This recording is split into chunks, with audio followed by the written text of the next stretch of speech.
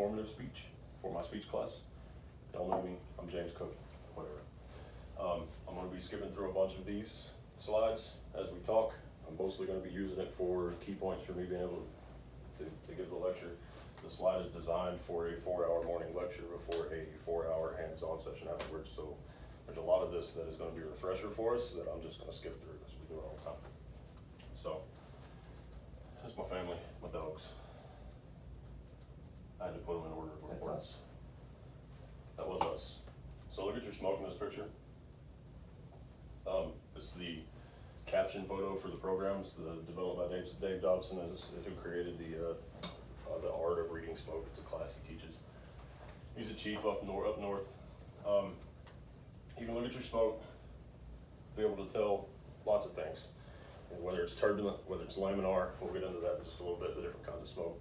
You'll be able to determine, one of the big things you want to determine, and all of this ties into what's called a 30-second size up. You hop out of the truck, you do a 30-second size up, you look at your volume, velocity, density, and color of your smoke. Those 4 points. I may round them down in a second. So, class today obviously is designed for 2 separate classes. The hands-on portion that's in the afternoon after this class usually is when we burn, which depending on what we got going on this afternoon, we may go ahead and burn just for fun. The objectives of this class, the big one is how long you have before a fire goes from an offensive attack to a defensive attack. This is for any time you're in any kind of command situation. When I'm standing in the front yard pointing fingers, yelling at y'all to help pose or do whatever, I'm looking at the fire. Okay, and if y'all are in there getting your butts kicked, and I'm reading the structure, reading the smoke, seeing where it's going, y'all are in one spot, it's moving, whatever, I'm gonna be able to pull y'all out if I need to. So, why do we read smoke? We read smoke to determine how much fire. How much fire do you have in how many rooms? We're gonna focus this today real quick on residential structure fires. So just think of houses, all right? Houses we have around town, most are 3 or 4 bedroom, nothing very much bigger than 2,500 square feet at the biggest unless we're in a certain part of town. You read smoke to discover or to determine the location of the fire. Is it in the back bedrooms? Our fire the other day over there on Wichita. Pulled up, you could tell exactly where it was. It was in the B-C corner, right, by the kitchen, and we had smoke coming out of the attic on the front of the house. So that fire was coming up and then back at us, almost against the wind. It was kind of a yellowish color, had a little gray in it. You could tell it was structural members. It wasn't man-made products. Man-made products is going to be black smoke, right? And then you predict your collapse potential. Big black nasty smoke when you pull up on scene. Super hot fire, pushing. We'll get into smoke as fuel here in just a little bit, but when you got fire or smoke pushing out of a building like that, you know it's getting really super hot. It's just a matter of time before it flashes over. Depending on how hot the fire is burned, on what floor we're at in a single story dwelling, whatever, you can determine how quick it's going to come down on top of you. So obviously we're prioritizing strategies and tactics. That's command's jobs. Trying to prevent hostile fire events. And we'll get into the definition here in a second. A hostile fire event, backdrafts, flashovers, smoke explosions. I'll explain the difference here in a little bit, okay? So advanced basics. Smoke is fuel, that's the biggest thing. Particulates, aerosols, gases. The darker the smoke, the thicker, not really the color, the thicker the smoke and the more turbulent, the higher the heat and the more unburned particles is in that, right? That's where you get your rollover when you're on your knees and you're getting your butts kicked and you're seeing those little fingers rolling over your head. That gas is trying to light off in that smoke and it just hasn't hit the limits yet, right? So, all of those particulates that I just mentioned, they are suspended in the smoke. This says like cotton, like carbon dust and stuff. It's almost like cotton candy. It's turbulent. It's constantly moving, right? Aerosols are kind of a liquid, water, oil, tar, creosote, depending on the material that's burning. Those are going to be your real black, nasty smoke. I get to think of a tire, the same kind of thing. So, I don't think any of you over here yet. This fire in Chillicothe, old building downtown, was vacant and empty. You can look at the smoke and tell those are old, untreated structural members that are burning. See the color? All it's burning is structural members, burning your wood in your walls, wood in the floors, wood in the ceilings, whatever. Newer fires, newer smoke fires, there's Jake. Newer smoke fires, they're gonna be black. I mean, you're burning a lot of plastics and man-made products in this camper, right? So look at your smoke, see the difference? So, you pull up at a single story house, and you've got thick gray to almost black smoke pushing, charged hard out of one of the windows. You're thinking mattresses, the foam in couches, carpeting, blankets, clothes, insulation in the attic, things like that are burning. You pull up at a house fire and you've got pretty thick smoke, but it's not super charged, but it's pushing out of the eaves of the house, but it's kind of a white or like a dark gray, darker than the table here. You're thinking structural members. It's in the attic, it's in the walls, something like that. Okay? Obviously fuels have changed, your mask and your makeup. We've got houses like this now instead of, well, we don't in Vernon have a lot of those. The majority of our houses are still 30 and 40, 50 years old, right? So, smoke has trigger points. You have a flash point, fire point, ignition temperature. That's where those fingers come back into play. Okay, it's getting towards that ignition temperature. It's just trying to light off. Basically, what's happening is the atmosphere is too thick. You have too dense of a fuel and not enough heat to light your smoke off. But when it starts doing that fingering, you're getting close. The smoke's either thinning out or the fire's getting hotter wherever the seat of the fire is. It's starting to try to work over the top of it. Flammable range. Y'all remember what flammable range is from Rails Academy? Flammable range, a lot of time when they talk about flammable range, they're talking about gases, right? Gasoline, things like that. You have an upper explosive limit and a lower explosive limit, right? And a liquid that turns to a gas that's too rich won't explode. You can't flick a cigarette into a full gas can and it explode. But if you pour it across the ground and it's real thin and it's all vapor, it's gonna pop, right? You gotta thin that out. So that's where your flammable range comes into your smoke.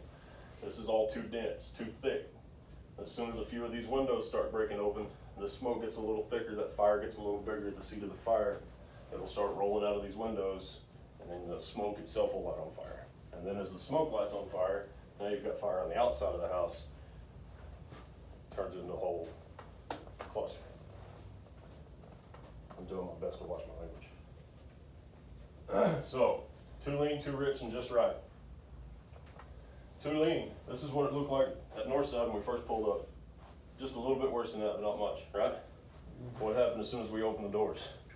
We burned it to the ground eventually, right? Too rich. The fire on London, Jake. Before we opened the doors, before it burnt through that front hole in that attic, it was just like that. Just right. Not a lot of times do we pull up and it be just right. It's going to be one way or the other. Okay? Especially being a paid department, we get there pretty quick.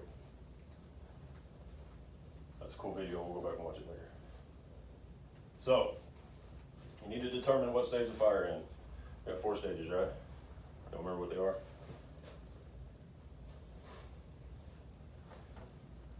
Yes. Okay, we'll talk about it in just a second. Is the box absorbing your heat? What is your box? The house, right? Or the room, whatever it is, it's on fire. And then laminar versus turbulent. Your laminar smoke, unrestricted, lazy, smoke that comes off the end of a match when you light it and hold it up, it's just straight up, unaffected. Turbulent, there's something in there. The fire's around the corner, it's having to move, it's having to push out of a smaller hole than the hole where it's burning, something like that. That's what makes it turbulent. So, your hostile fire events. Chief Dodson, and he's been doing this for very much longer than I have been, so I hate to tell him that he's wrong, or tell anybody that he's wrong. I don't think rapid fire spread should be in this curriculum anymore. Rapid fire spread, what they're talking about is they're talking about how smoke, when it's full of those particles and taut, as it travels across something, it heats that up and the fire spreads. It'll run down a hallway or through a house in an attic space or something like that really fast, right? It's just, as it's heating it up, it's lighting it up behind it. Rapid fire spread with today's materials, all the man-made stuff that's in the houses now, especially the furniture and whatnot, rapid fire spread happens pretty fast. I mean, real fast. 30 years ago, the fire we had on Toller in London, I remember it was cooking off pretty good in there. 30 years ago, that fire would have had to take, it just sat there and smoldered and burned in that house all day before, or all night before somebody would have seen it when we got there. That fire was only maybe an hour old. That's just because of all the man-made stuff that's in these houses. Okay, so rapid fire spread, not so much a hostile event anymore. Flashover, backdraft, smoke explosion. So flashover, you'll have real turbulent smoke pushing out of windows. You'll kick the door in, you'll be on your knees, and you'll have smoke just blowing over the top of you. Almost, I mean, you'll feel the wind on your ears through your hood. You'll have that rollover. Those fingers will start coming through the smoke. You'll see those little fingers of flame pushing through. They're just, all they're doing is looking for the right mixture, right? You'll have the auto ignition outside.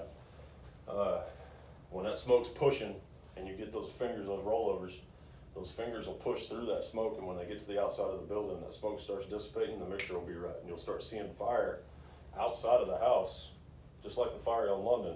Yeah. You'll start seeing fire on the outside of the house, almost as it's coming out from under the porch, 10, 15 feet away from the hole, from whatever the smoke's coming out of. It's just getting right. It's just waiting for that mixture to get right, okay? So, often, flashover, it's just waiting for the mixture to be right. A delayed flashover, this is the definition for a delayed flashover. It can take place because the mixture in a room is too rich to burn. Opening a door or window causes this flash. It does cause the flash, but it takes a minute. That's what'll fool you. That's what'll get you killed.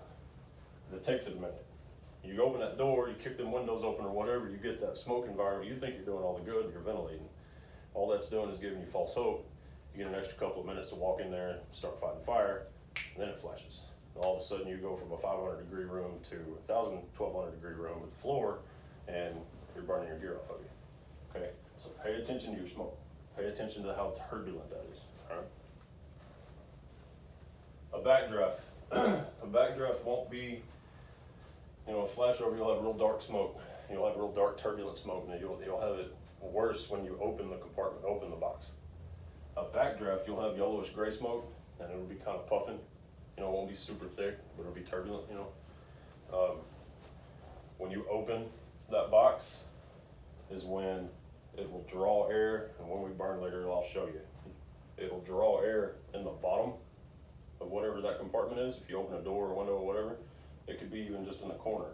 It'll draw air in there, and that fire will, and it'll just light off, and then it'll shoot fire out of the top of whatever that compartment is, because heat rises, obviously, right? So, your backdraft, when you're scrolling Facebook looking at all these fire videos and you got all these guys on there, oh, it's a backdraft, oh, it's a flashover, oh, it's a backdraft, oh, it's a flashover. A lot of times, one of them's wrong, okay? A backdraft is very specific. Yellow-gray smoke, you'll have whistling sounds, it'll puff, it'll push out of a spot and then it'll suck back in. I've got a really cool video I'll show you in a little bit. So, yeah, like it says there, backdraft and smoke explosion are still argued. Backdraft happens when air or oxygen is introduced into a pressurized, closed container that is above the smoke ignition temperature. Does that make sense? Above the smoke ignition temperature. A smoke explosion is your trapped gases. Fire's in a bedroom, smoke's pushing out of that bedroom into a hallway. Pushing down the hallway, gets to the front door, you open the front door, it starts rolling out of that front door. Smoke is a lot like water. Smoke is going to want to travel the path of least resistance. So here's your door, right? That smoke's billowing, collecting, you open your door, it's going to start pushing out. As that smoke starts pushing out of that door, you're still going to have trapped gases right here, right? All it's going to take is some fingers to start working almost like a flashover and light these gases off, and that will shoot that all the way back down that hallway, and it turns into a blowtorch coming down the hallway at you. Does that make sense? And it doesn't have to be hallways, it doesn't have to be doorways. It could be anything. It could be eaves on the outside of the house. You know, if you've got a real strong north wind and you've got smoke blowing out of the north window, as it comes up and hits the eave and then goes over the roof of the house, that stuff will sit there and collect on the eave. And all it takes is one good finger to shoot through that smoke and get up there and light that off. Sparks, anything will do that. Using a K-12 on a metal door at a commercial building, throwing sparks everywhere will light off those gases if they throw them in the right spot. Okay, so your smoke explosions, you see somebody say smoke explosion on Facebook, go back and look at the video real close and see if you can pinpoint where, you know, those trapped gases might be. If you don't have those trapped gases, you don't have a smoke explosion. That's not what that is. Okay? So, the easiest way I could ever explain it, and I had to type it up and put it on a slide, a smoke explosion is similar in that its chemical event is like a backdraft, as opposed to a thermal event like a flashover. Does that make sense? You got your fire tetrahedron, right? You got that chemical exchange somewhere in there. Your smoke explosion and your backdraft are chemical. The oxygen hits whatever the fuel and the heat source is, you have your fire. Your flashover is already breathing. It's already living and breathing. You got the smoke and the flames, it's already hot. You're not, the chemical reaction is already happening. All it's doing is getting hot enough to light the fumes off, okay?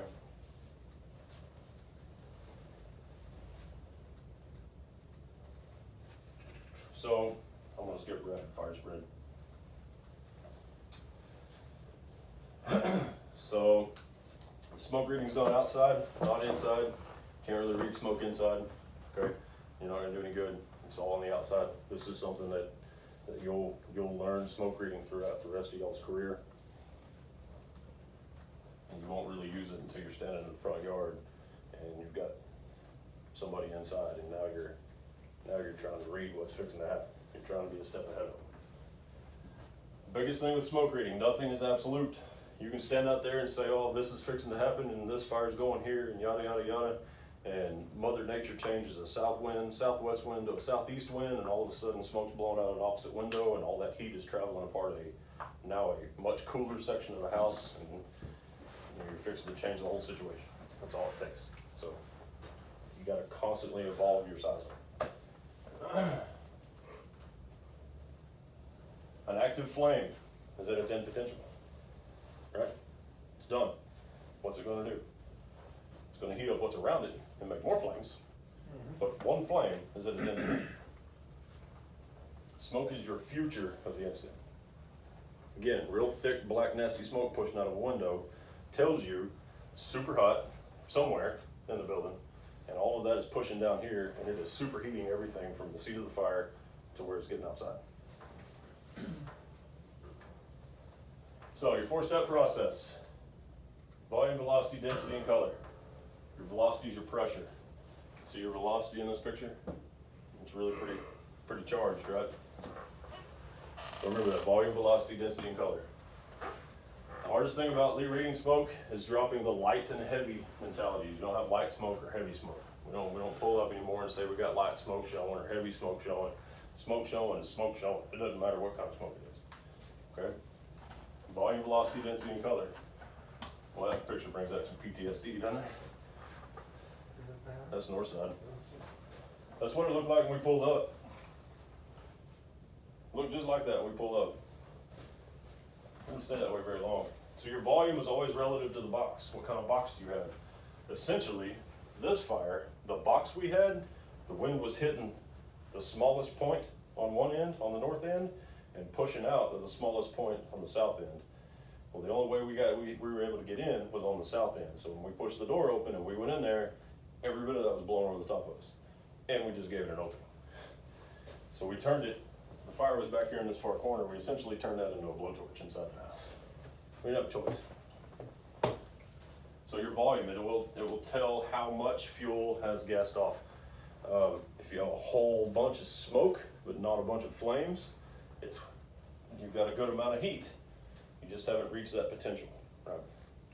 You understand, Swanson, like if you hold a paper and a lighter, and you hold it up there, it's gonna light pretty fast, right? Mm-hmm. You hold a 2x4 up there and you run a lighter underneath it, It doesn't light off, it takes a while, right? The product isn't what actually burns. What burns is the heat from the fire heats the product up to the point that it starts to off gas. The gas is what burns, okay? Houses are the same thing. All that crap in people's houses, same thing. That's what it off gases, and then that's what burns, is the gas. Now that's what Northside looked like when we got done. There's nothing we can do about it. We didn't have people or water.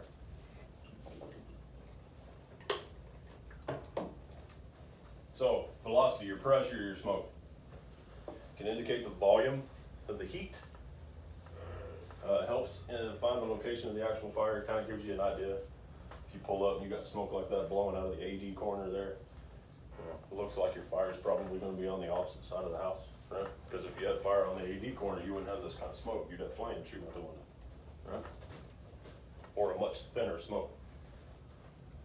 I'll go back to that. So, volume push smoke. Remember this, volume push smoke will leave the opening and slow down almost instantly.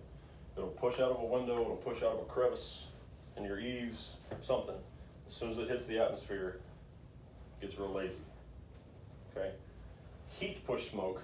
I don't know if y'all remember a while back on Facebook, there was a picture or a video, and it was a commercial fire, and the ladder was there, and Chief's running around out in his white shirt, you know, and that black smoke is pushing a solid 10, 15 yards out of the front of this building. Just black smoke. Looks like there's a fan behind it. You know what I'm talking about? Have y'all seen that video? So what's happening is it ended up being a bowling alley that was on fire. So you can imagine the crap that's burning in the back of a bowling alley, right? So the fire was so hot that it was creating its own weather environment in the building to the point that it was pushing that black smoke out like it was windy, just pushing it out of that building. That's a real bad. That's heat pushed. Okay, our fire the other day, that smoke that was coming out of the attic like it was, as soon as it came out of that, gone. Wind caught it, took it. That was volume. Fire was in the attic, but it was more smoke than it was fire. Right? So density. This is your most important factor, your density or your smoke. It gives you the idea of what the degree of the event is. Likelihood of the event. What's going to happen? Where's it going to go? What's going to be involved soon? Vent high. No matter what it is, no matter what fire it is, and I don't think there's any other firemen in this class, so they can't argue with me. Vent high. Go to the roof. Okay? Get your pitches and big holes. Big holes. We're gonna go to the roof, cut holes. Okay? That's what we do. So color. Rarely tells material is burning. I kind of agree and disagree with this. Structural members do not burn black smoke, period. Even treated lumber. It'll be dark gray, but it won't be black like it would be the foam out of a couch. Okay, so you can still read the color of your smoke. Insulation is yellow or green. I mean, it's nasty. You can tell.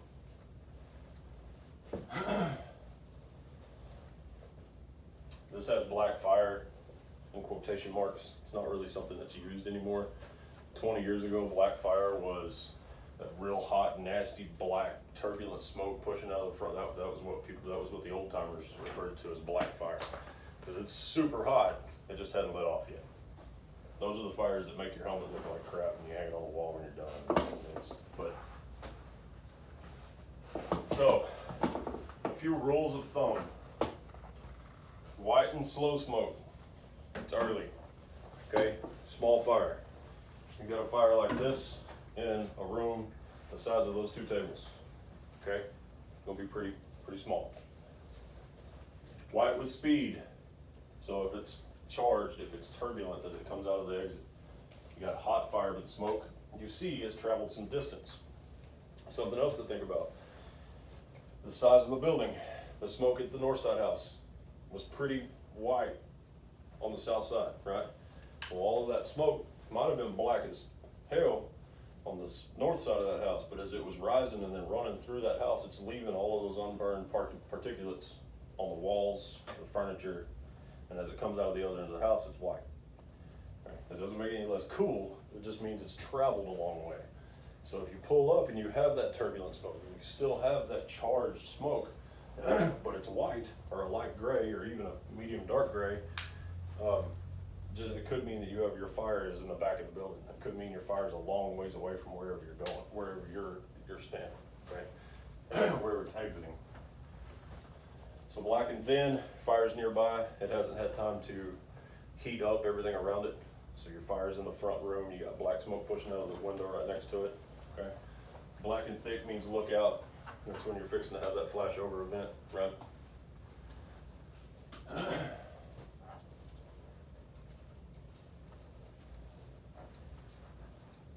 So weigh your factors. Your container is your most important factor. Your thermal balance, where your layers are. Pay attention to your layering. Weather, firefighting efforts. These things change the color of the smoke. And how fast are the smoke conditions getting better or worse? Okay, big factors. This is on Gordon. Look at your smoke in this picture. Those two on the hose line had just come back out of that doorway telling me it was too hot to go in. But that's a pretty light colored smoke, right? It was traveling quite a ways through that house before it was coming out here. It was still pretty warm. We also had a north wind and it was colder than hell that day. The smoke condition of this house wasn't really worth reading because we had fire blowing out of the front of it like we did. I put this picture in here because of this layering here. You can see the layer of the smoke. And you know you probably got those trapped gases up under that porch. Right? Here's north side again. We went in here, so you see the smoke we're dealing with. The fire's on the far back corner.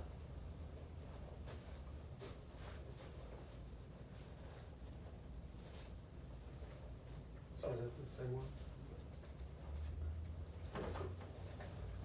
That's the door we came out of? Mm-hmm. Yeah, we went in here and we came back out here.